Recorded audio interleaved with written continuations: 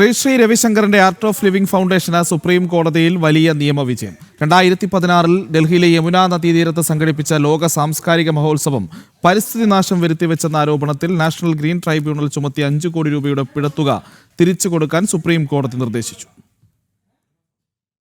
2016 മാർച്ചിലാണ് ഡൽഹിയിലെ യമുന തീരത്ത് ലക്ഷക്കണക്കിന് ആളുകൾ പങ്കെടുത്ത ആർട്ട് ഓഫ് ലിവിംഗിന്റെ വേൾഡ് കൾച്ചറൽ ഫെസ്റ്റിവൽ നടന്നത്.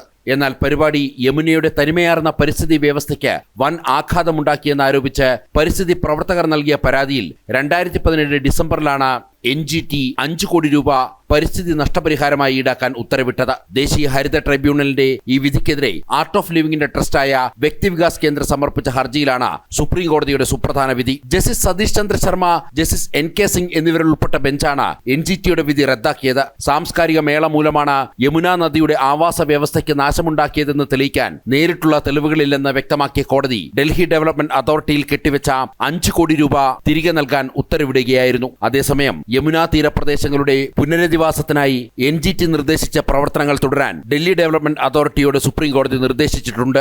വർഷങ്ങൾ നീണ്ട വ്യാജ പ്രചരണങ്ങൾക്കും നിയമ പോരാട്ടങ്ങൾക്ക് ശേഷമുള്ള ഈ വിധി ആർട്ട് ഓഫ് ലിവിംഗ് ഫൗണ്ടേഷനും ആചാര്യൻ ശ്രീ രവിശങ്കറിനും വലിയ വിജയമാണ്. ജനം, ഡൽഹി.